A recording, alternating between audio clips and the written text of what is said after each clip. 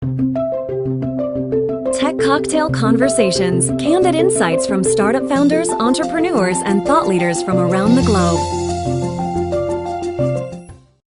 I think this notion of really continuing to carry a human voice through all of the brand profiles and pages that we all manage is going to be critical. I mean, I think like anything, it's like the cereal aisle. As there gets to be more and more clutter, more platforms, more brands being active on those platforms, I think the cream that'll rise to the top are going to be folks that stay true to just being people that work for a company that stand for a brand, and that's it. So that humanity, I think, is important. Facebook specifically is so entrenched in people's lives now.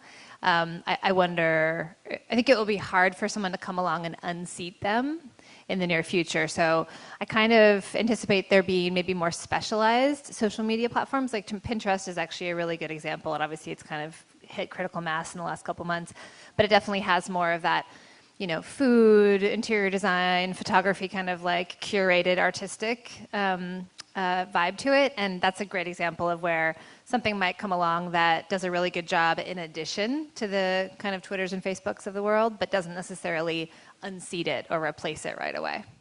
I think that responsiveness is one thing that they definitely expect. Like the idea of customer service or troubleshooting some sort of technical problem, no matter what the brand is, whether it's an airline or it's a CPG or tech.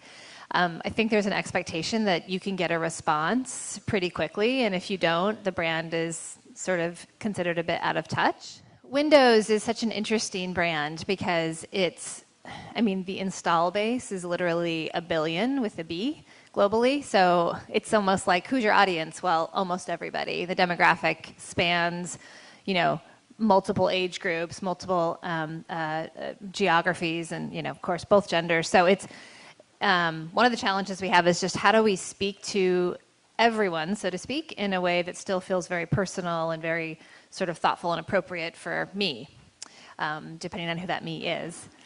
So I think that's when we think about copywriting and voice and tonality, which is so much of what happens on, say, a feed, a Twitter feed, or the Facebook wall.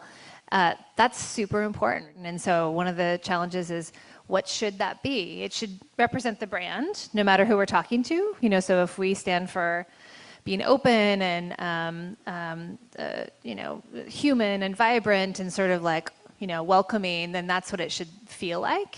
That whole idea of talking to a large group, but imagining that you're talking to one person, and that actually works better. It feels more real, like a conversation, and then will actually work better across the masses. Social media is in very different stages across different parts of the world. So, a team that I work with in Argentina might be at a certain sophistication level versus a team that I work with in France, and resources are different, and access to technology is different. If I was to look through the kind of short list that we all are sort of very familiar with as far as who's doing things well, and ask myself kind of the next question, which is the why, and sort of what's that common red thread that connects them.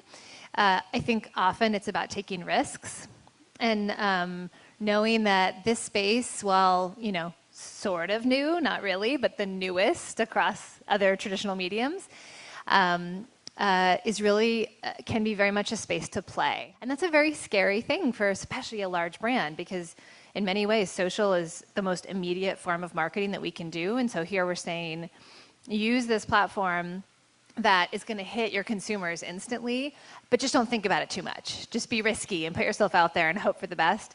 That's a hard sell for a large organization, but I actually think it's that sort of go with your gut. And again, I go back to like, just be a human being and do what you think you would like, or what you think is cool, or what you think is compelling, or what you think is emotional. And I think oftentimes that's the stuff that wins the Starbucks and the Old Spices and the Walmarts of the world a lot of their fame.